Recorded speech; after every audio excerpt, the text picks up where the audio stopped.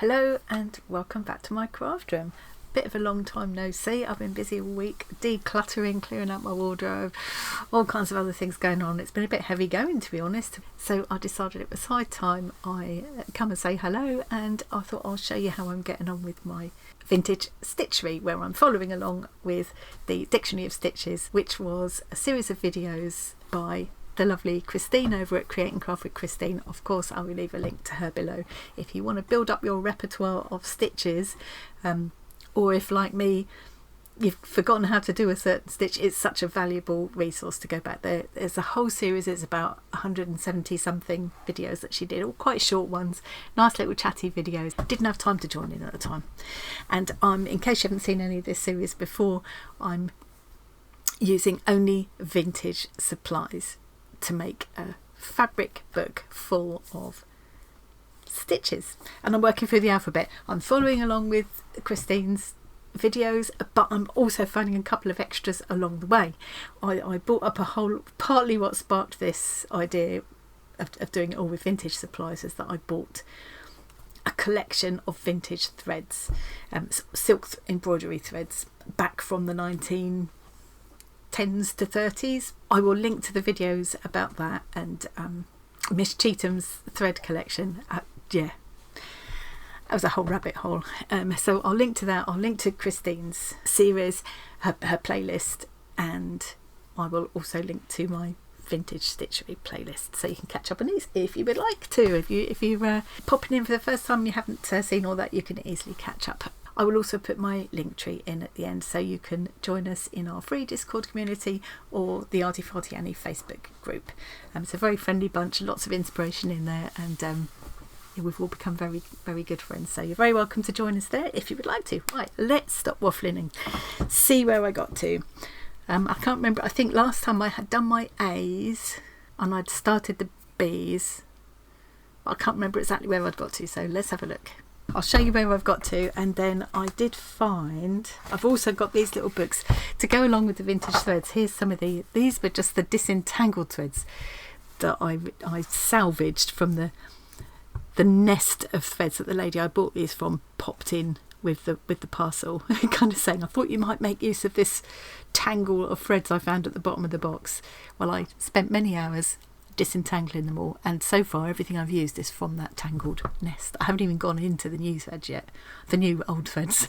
So I also bought a collection of vintage needlework magazines from the same period, around the 1920s, 30s. And in amongst those were these.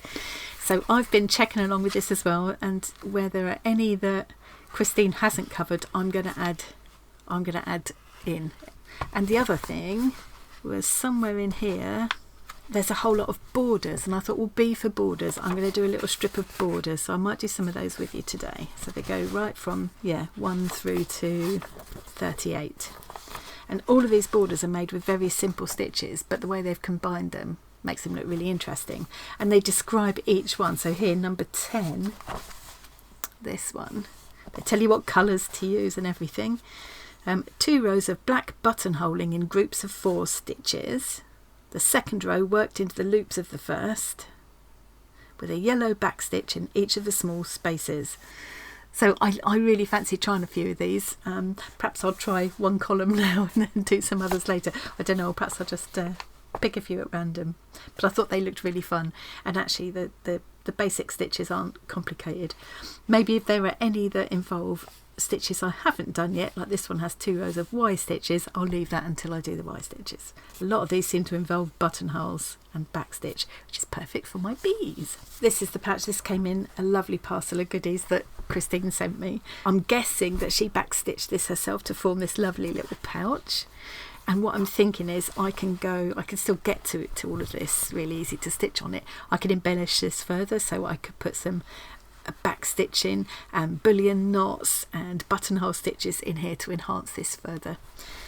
Inside of here I have popped this little piece of lace, and I think this came amongst the parcel that Christine sent me as well. I think someone left me a comment to let me know what this was, and it's known as amongst other names, I did find other names for it as well, but it's known as Battenberg lace, and it was created using this tape which was manipulated into these lovely patterns and stitched together with stitching in between. Isn't it beautiful?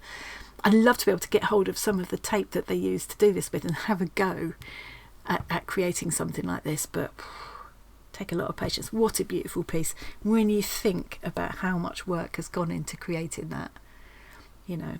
So I thought what I'm going to do is just pop that in as it is into my further embellished pouch, and this will just slip in between the B pages and the next page or something. Obviously I haven't done the covers yet. I've got a hard covers from an older hardback book that I'm going to be using. There we go. There's the front cover. I just love this old book. I've saved the middles. I'll do something else with the middles. It may be that I need to go into a second volume. We'll see how it goes. I've kept the, of course, the sort of, I think you call this a frontispiece that goes inside the front covers. And what I'm thinking I'm going to try and do is scan this, print it off using Reynolds freezer wrap. I'll show you how to do that when I come to it. I will print this onto a piece of this fabric and I'll stitch into it. But I'm going to do that last, and then I can bring in lots of different stitches that I've learned during this process. I just think that's going to look really beautiful. So that will attach to the cover. This will be the frontispiece, and then this is the A pages. This will be when I attach the pages together. This will be sandwiched in between. This was the American smocking. So A for American. I think it's also known as Canadian smocking though, and I'd never tried this before. And some of the pieces, beautiful vintage satin that was sent to me by Kathy in Australia. All the fabrics I've been using have come from Australia. It's amazing. So here are all my A stitches. I still need to amend this because this isn't Armenian eye, it should be Algerian eye, so I still need to change that. But I put my title on here, my name of the stitch on here. I've tried different threads to stitch the names of the stitches with. So this one was using this lovely kind of ecru coloured cotton, and I think that looks quite nice.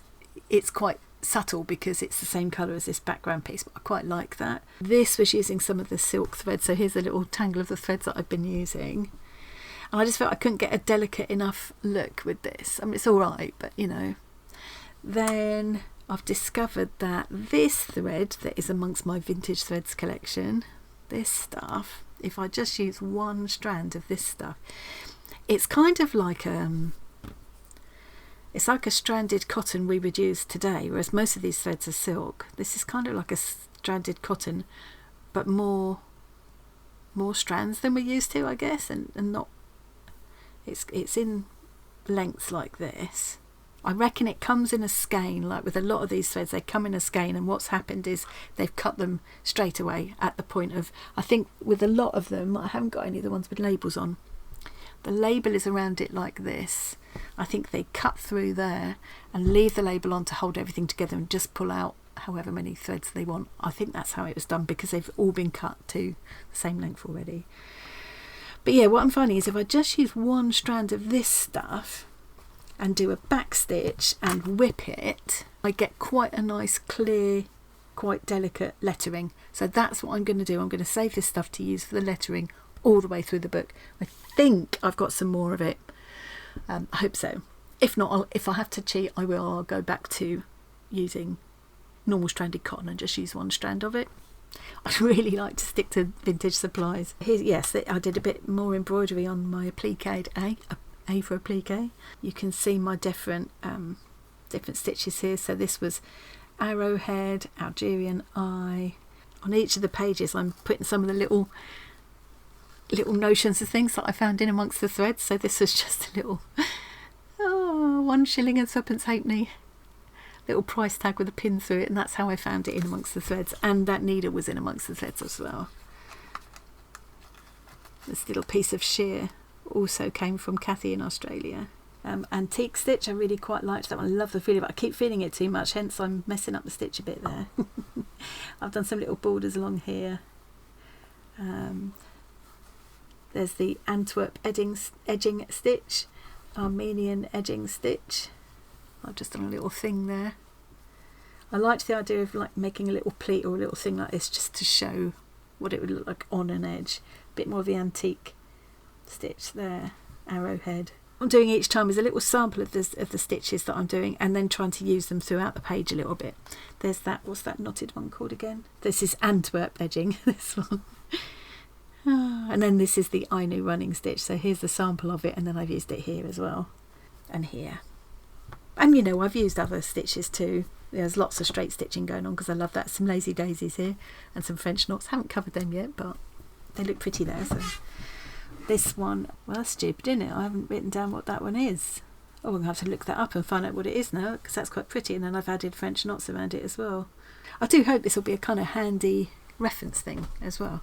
Here's my little tiny linen buttons down there. I love those. Love them. Love the look of the Algerian eye. It's one of my favourites so far, I think. A little bit of our new running stitch around there. The highlight of this page really is this beautiful piece of delicate lace, bobbin lace, made by the mother of a friend of Paula over in New Zealand. And Paula sent me this little piece with her friend's permission. I have looked up the history of her friend's mum who made this when she was working in the cotton mills over here in the UK, back at the turn of the last century.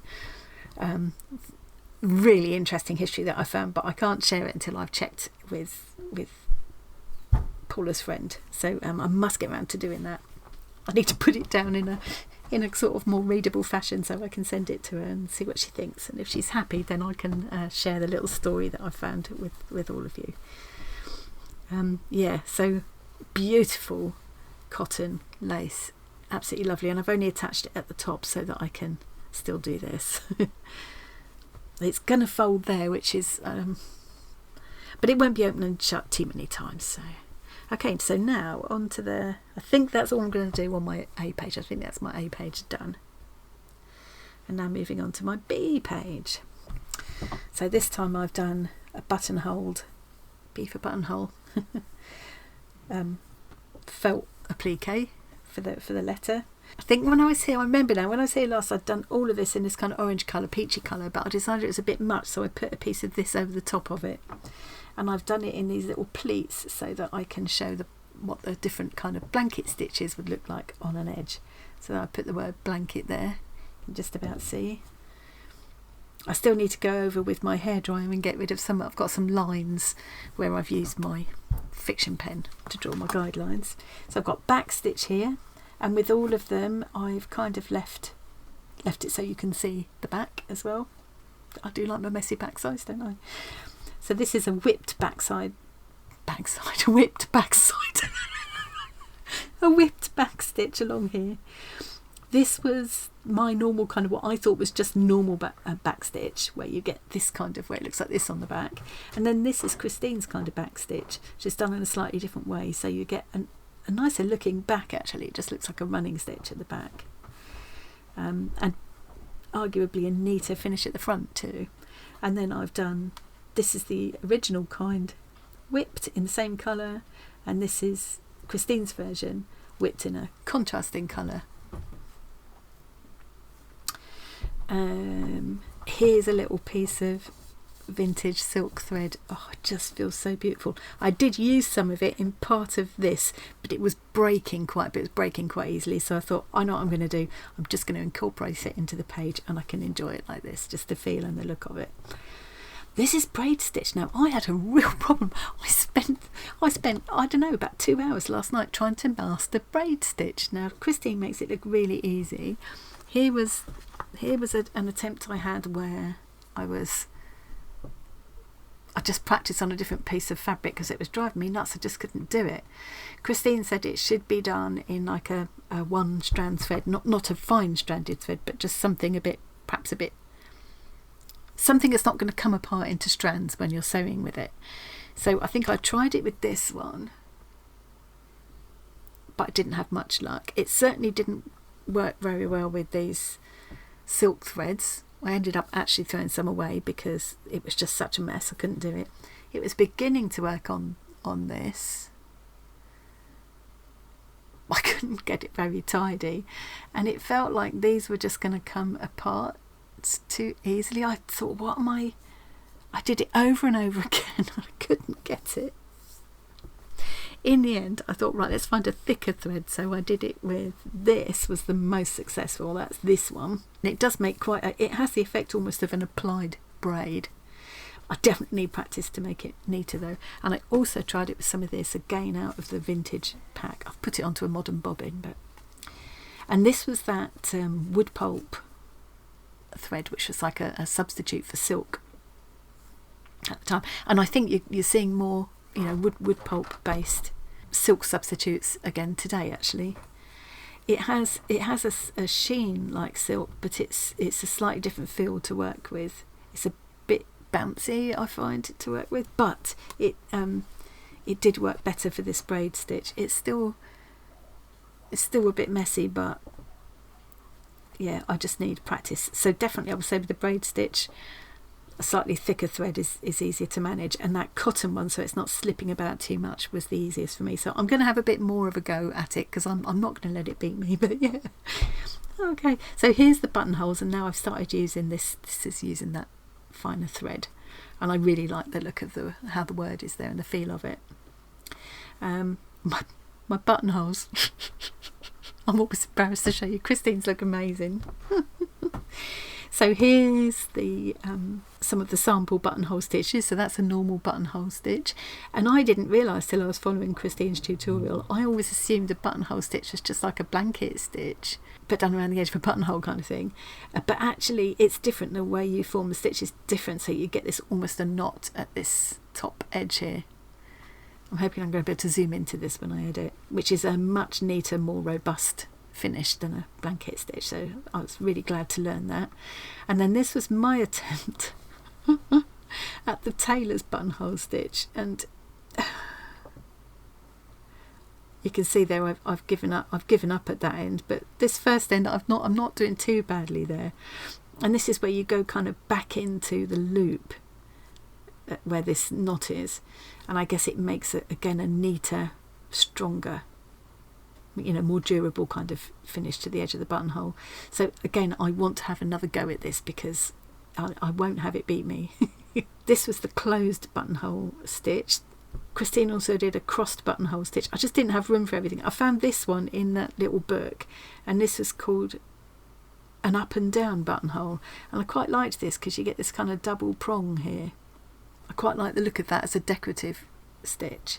Oh no, I've forgotten what this one was called. I think it was just knotted buttonhole, and you can see that it almost looks like a French knot at the end of each of the little buttonhole legs there. Again, I need some work on neatness and uniformity of my stitching, but a lot of these for me will just be decorative touches that I'll add to slow stitch projects. So being consistent and uniform isn't always going to matter too much, I tell myself. I'm almost embarrassed to show you my buttonholes. So I've got here these little vintage buttons. I think these came in the parcel from Christine as well. I love them. I love these pearly buttons, and they're glass as well, actual glass buttons. And there's these, and there's these. And Winfield used to be the Woolworths make 19p in Woolworths. A long time since you could buy those for 19p in Woolies over here. I love it. This one says foreign. This is made in England. Don't see that so often these days. And this is imported.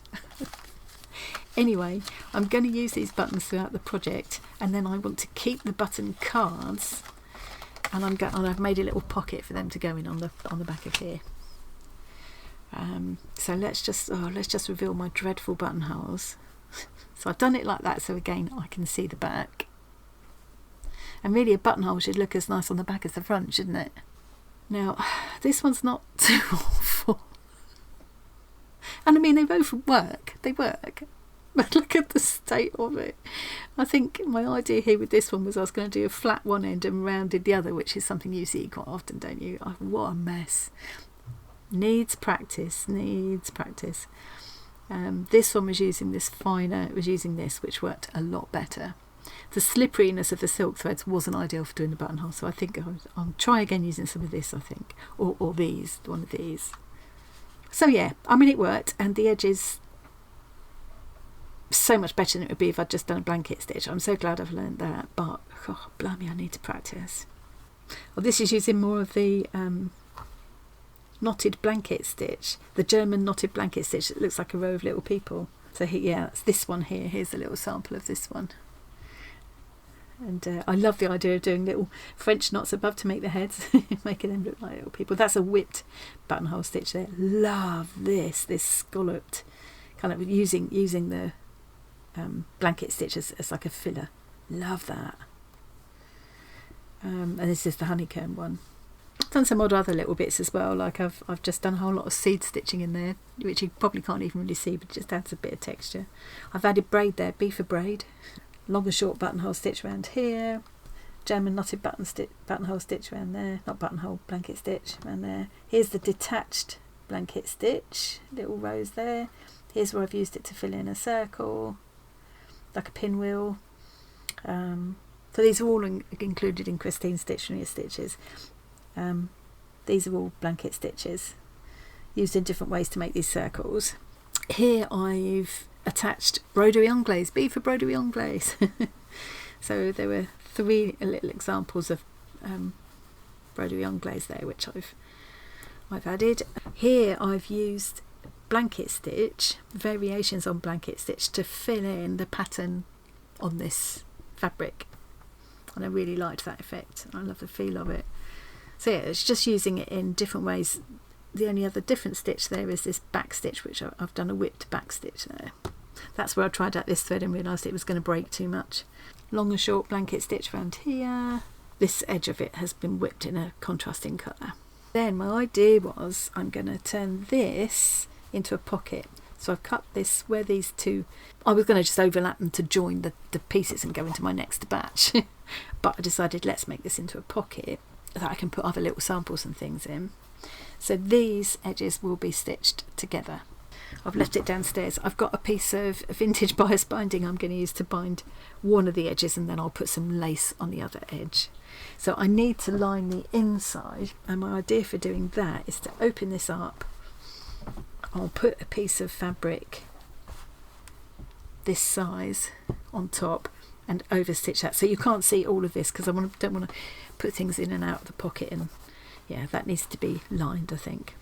So I will line it by attaching a piece there and then stitch up the sides and then bind the edges or lace, or put lace on.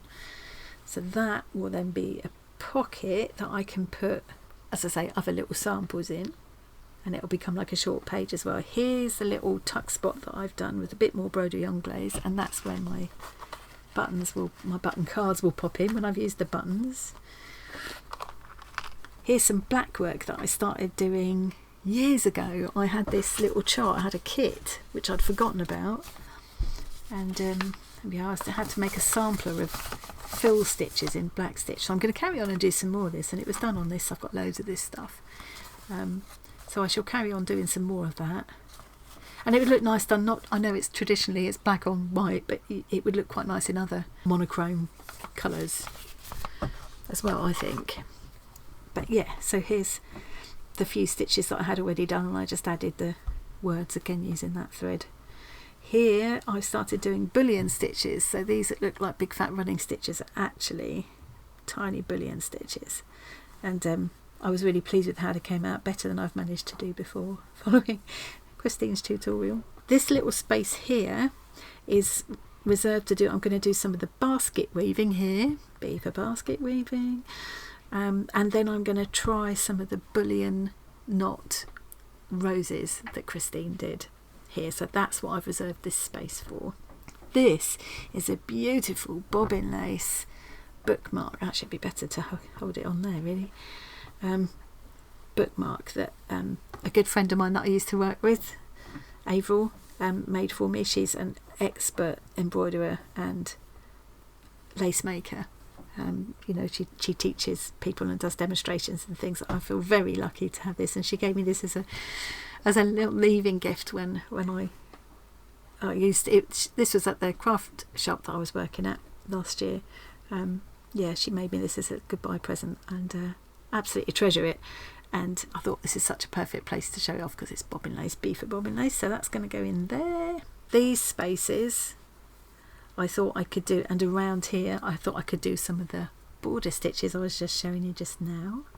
So I can do it around these pieces, in down here, and and probably I'll carry them on throughout the book as well, because there's plenty there. This was a piece of a napkin or tray cloth out of the bundle that Christine sent me. These were in that bundle as well, so I've just stitched this down at the moment, but I'm going to put some decorative stitching around the outside of this piece, and I will probably stitch through and do some embroidery, some kind of thread painting on these little birds as well. But I should do that later off camera. That'll take me hours doing that. And then I thought I'd try this for the first time, and I was so pleased with how it turned out. Not so pretty on the back, but not too bad. Again, just it needs work. But for here, where you won't see the back, I shall stitch this down. Yeah, I'm quite pleased with it. So I thought I've left one, I just drew them out, just drew out these leaf shapes with this, just freehand.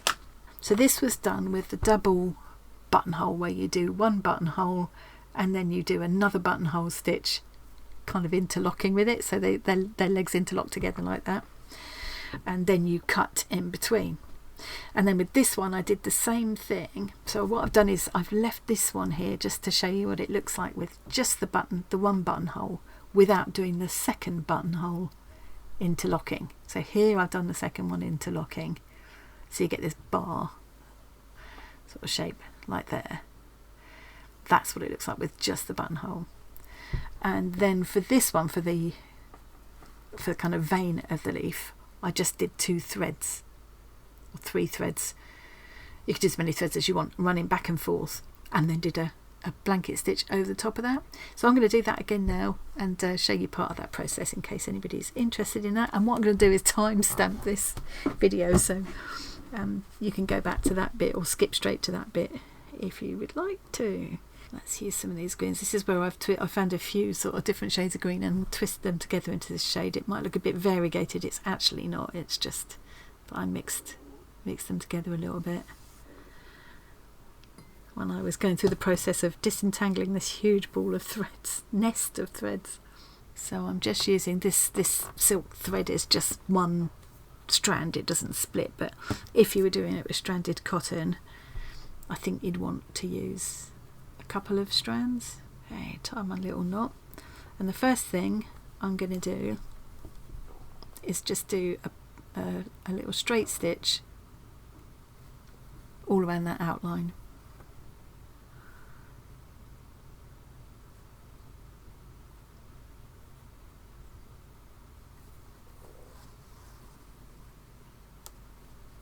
And this is just to kind of stabilise the edge a little bit and slightly pad out the outline. I think with that first one I just did this running stitch, but I think this time what I'm going to do, I could have just used like Christine's back stitch, but I didn't. I didn't think of it until just now. What I'm going to do is go back around the outline again, and this time I will stitch in the gaps into where I left a gap the first time around, so I end up with a solid line. But yeah, I could just as well have done a back stitch here, really.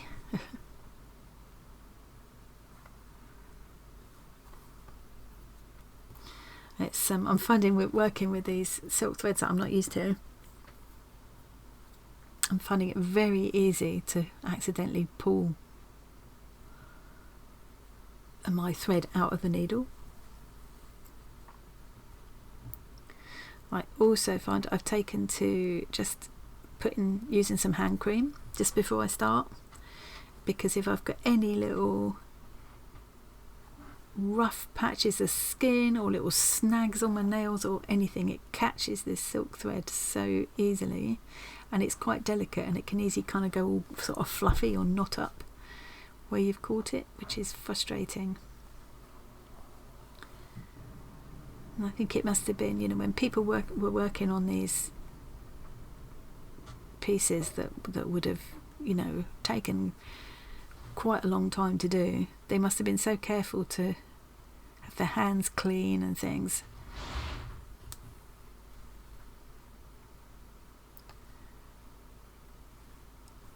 keep their work, you know, looking nice. Okay, so I've basically done two rows of running stitch interlocking, and I've just got this sort of solid line around my leaf there. And I'm going to go in back at one end of my leaf,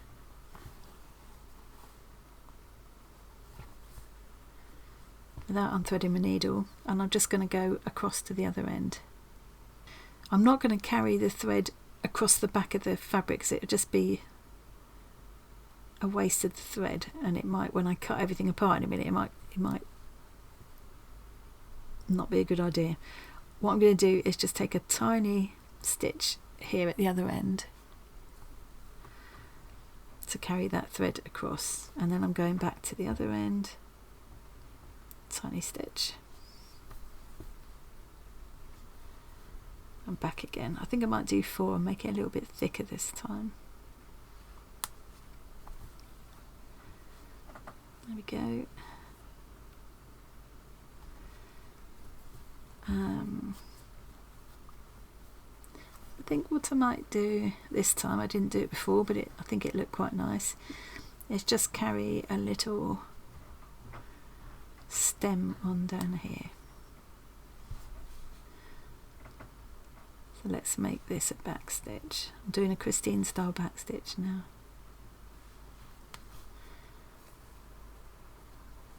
Yeah, it doesn't need to be very long. And let's just whip the back stitch by taking my thread under. I'm using the wrong end of the needle so that I'm less likely to catch the thread or the fabric, so I'm using the blunt end.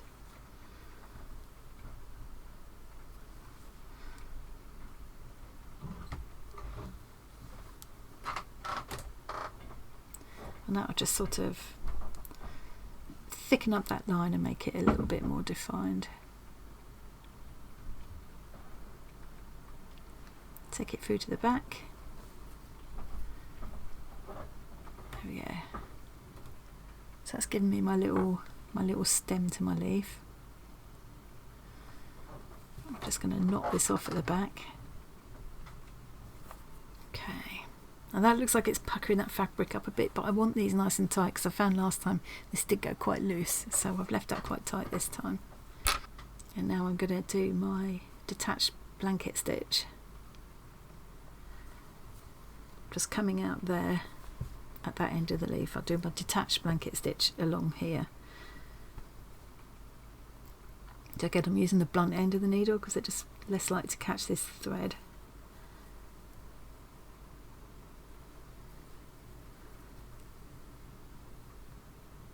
So I'm making my loop, coming up underneath that bundle of threads,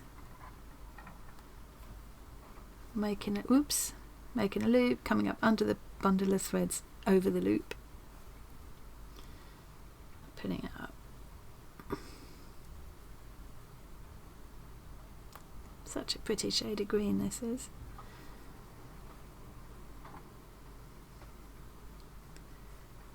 There we go, and I'm just going to work all the way along doing that.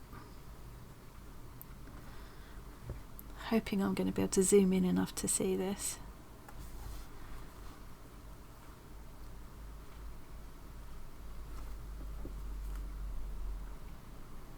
There we go, and I feel like I want to just push those up a bit so they're up against that beginning. There we go.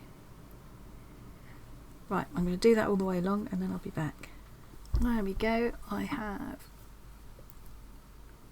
done a blanket stitch around those fibres all the way along, around those threads that I put across the top all the way along, so that's like a detached blanket stitch. And then I decided to go back and put a blanket stitch over that stem bit as well. So with that one I've actually gone through a couple of threads of the fabric as well. So now I'm going to do my first line of button stitch around the outline. Let's make sure I get this the right way up. I have a tendency with this buttonhole stitch to get it the wrong way round in my head. I'm going to bring my needle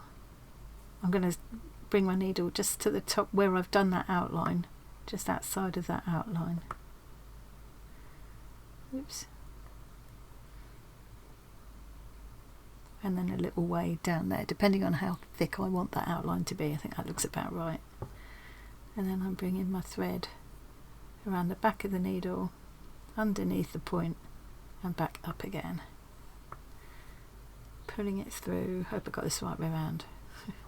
Christine shows it much better than I am, I think. Pulling this down and then up to put a knot just there.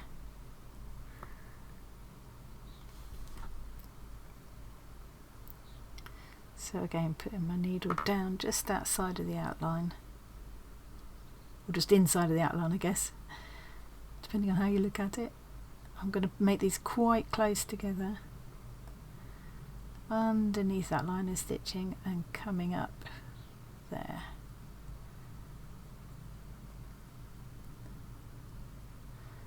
And then before I pull the needle through, bringing the thread around the back of it, underneath the point, and back up again, pulling it through,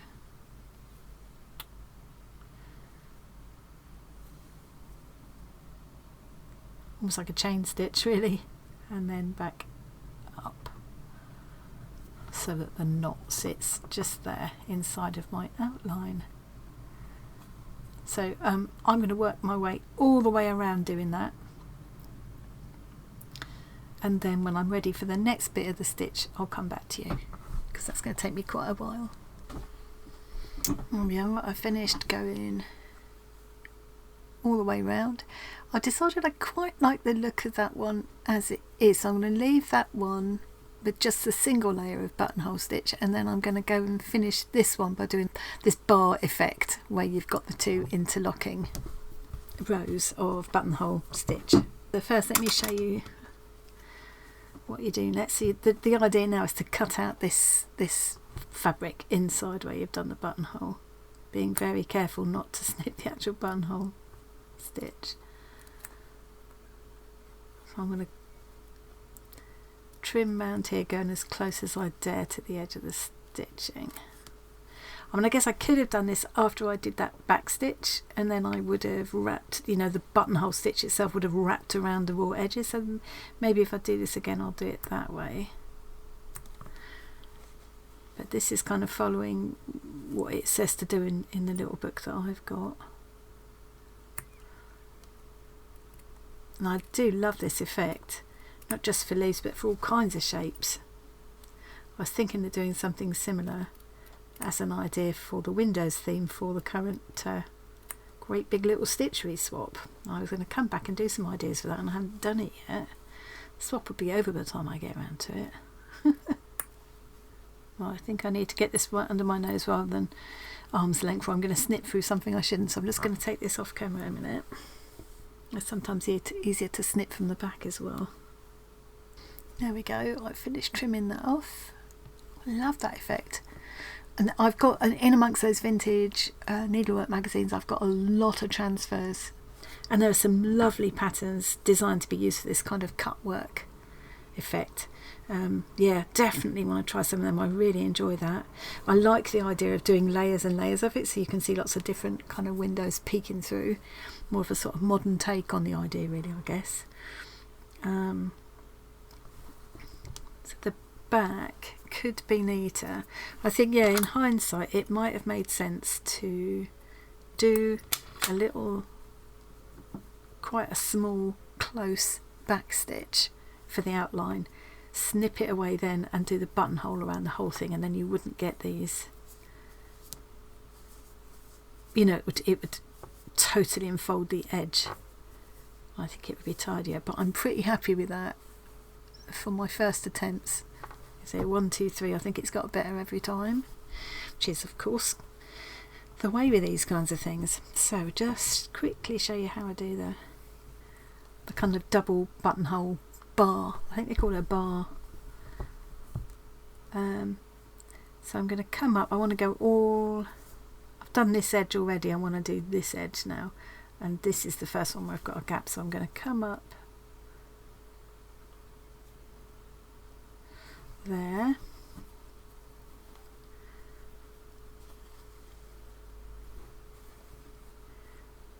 and now I want my first stitch here. I want to make a stitch here between each of these legs of that row I've already done. So here's the first little gap, so I'm going to go down there, come up there,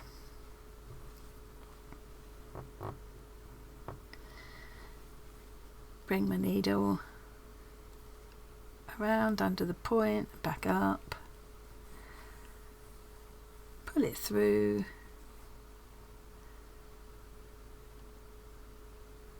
and then pull it back so that the knot ends up there. And now going back in where I want my next stitch to be, where that next gap is, up through the hole. Whoops, don't pull it through. Pull the thread around under the point, back up.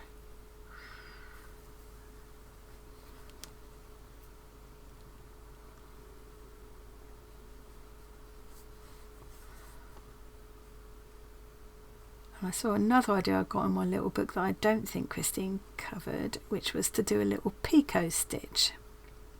So you do so many buttonhole stitches. Oops. And then you make a little picot in between. So I think I'm going to try that as well.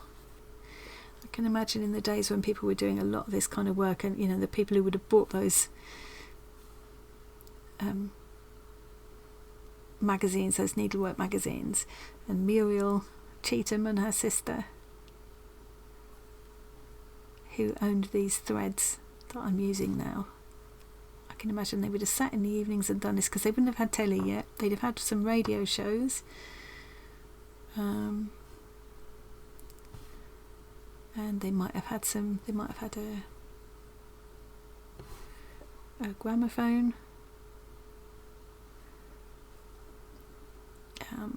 But they'd have been reading and chatting, or maybe playing card games or board games, and they'd have spent a lot of time stitching while they chatted or listened to the radio or read books to each other.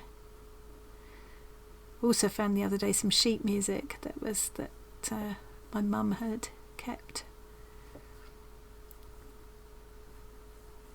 from back in the days when a lot of homes would have had a piano, and they'd have made their own entertainment by playing the piano and having sing-songs.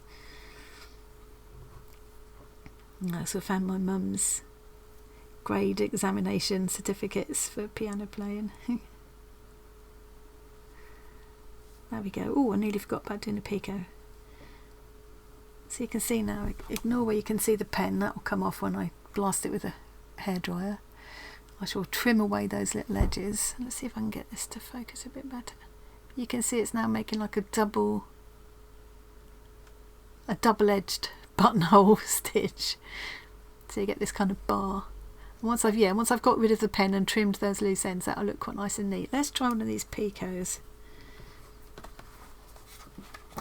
And I think rather than do the border stitches in this video, it's going to be long enough. I'm going to do that separately, but I'll maybe sit and carry on and make that video now, so that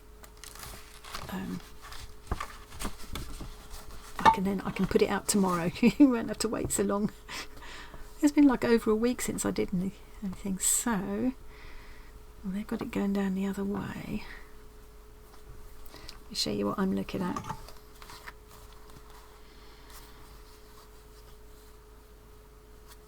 And they're working in the other direction, but hey ho.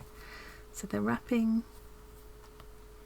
Work as for ordinary buttonhole stitch until a picot is required, then hold the thread down with the left thumb and twist the needle 3 times around the thread. So hold it down with the left thumb.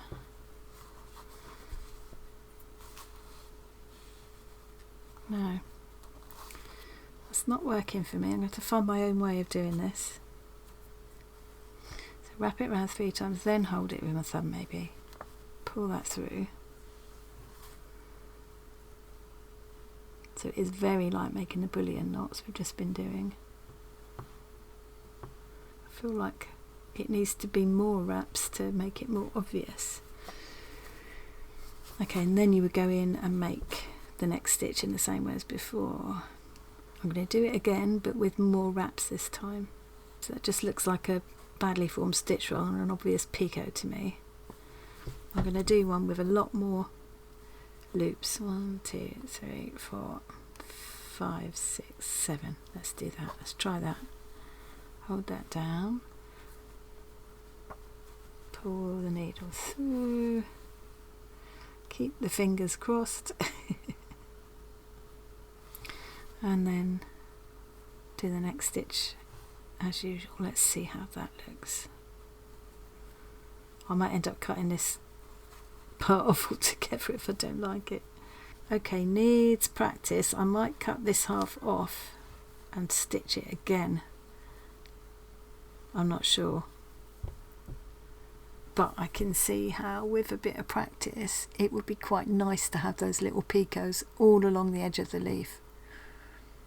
Yeah, I just need to practice making them a bit neater, but yeah, you can see how that could make quite an interesting little